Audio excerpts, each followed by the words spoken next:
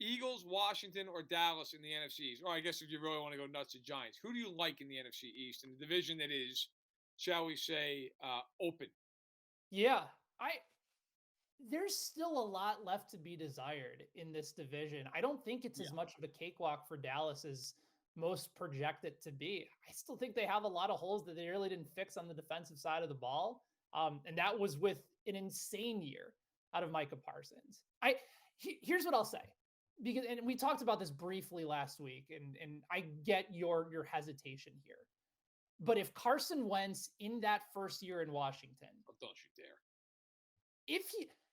if he plays competent, maybe above the level of just competency, that team top to bottom might be there with the most talented rosters in that division. It's a really good defense.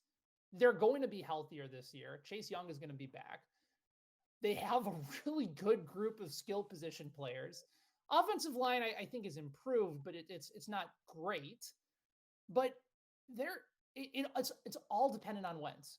If Wentz is league average to above average, which is substantially better than what they got last year, they could absolutely win that division and do it at like 4.5 to 1 odds. Like, I don't rule it out of the question, and I still think you have legitimate concerns with the Eagles and start trying to figure out some more issues with some aging members of that defense. I think I love Jalen Hurts, but you're going to deal with more defenses starting to scheme towards him a little bit more. The scouting reports are starting to come out on him a little bit more. And I also wonder if Nick Sirianni can adjust, right? Like, that's the thing about a lot of these first year head coaches that have success in that first year. I think about it with Yeah. Matt Nagy Fair. constantly. Great first year, never adjusted since because it was all about the scheme and less about the players. He never adjusted. And I don't know whether or not that's going to be the case for Sirianni. And I wonder if there's going to be some regression in Philadelphia as a result of it. I just think Washington, talent-wise, if you get a respectable year out of Wentz and he doesn't try to move himself out of another team Yeah. in 1 year, I like them as a dark horse team, and I'd probably pick them because I think they offer the most value in that division. They might offer the most value. I will take Dallas. And I'm not a big Cowboy. Like, I think the Cowboys get overrated all the time. And I'm sure will. But I've seen people put them in the top 5 teams in the league, which is just mind blowing to me. I don't anybody can look at that team and think they're top 5. I don't care as much. So that, like, everybody's like, oh, well, they lost Randy Gregory. Randy Gregory has 16 sacks his entire career. I get like pressures on Dave DeMarcus Lawrence and Micah Parsons. They'll be okay there. My bigger concern with them is you lose right tackle Lyle Collins and you lose Amari Cooper. That's my bigger concern. Gallup's coming off a late season torn ACL. Yep. But still, I'm a big believer when all else fails, and I don't know that anybody has a massive advantage over the other one. Who's the best quarterback? Well, Dak is. Dak's the best quarterback. So I will take him. Like, I believe in him. I like Jalen Hurts. I think he's got to get better as a passer to some degree. Now they brought in A.J. Brown. That's a real upgrade. I love their draft. They're another franchise. They just win games. Like, that franchise, people can say whatever they want about Howie Roseman. Howie Roseman puts good teams together all the time. They are always a hard team to beat. They're always tough inside. You know they're good in the trenches on both sides of the ball. I agree with you with Washington on the weapons thing. Now they have Jahar Dotson as well.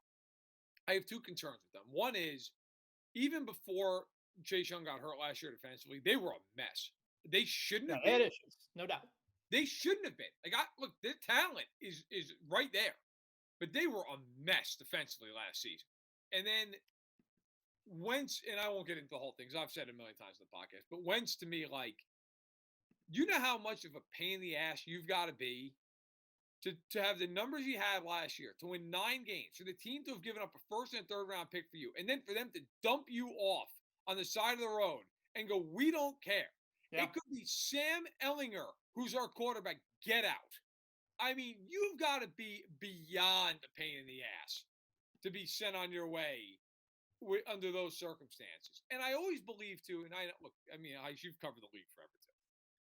When a coach gets up to the podium and says all this stuff during the week, look, that's all BS. A lot of it is just coach speak, whatever they got to say. I mean, these guys go through media training, for God's sake. They're going to go up there and they're going to say what they have to say.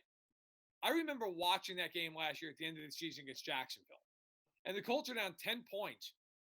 And the Colts were handing off like nonstop in that game. They're just horrified of him having to throw the football. And the second he had to, it was a pick and another pick, and the game was over. I'm with you. Like, if Wentz surprises me and he's really good, then yeah, sure, maybe they win the division. But I'll take Dallas in a division that I think is probably still the worst in football. Maybe the AFC South is, but the NFC East is not overwhelming.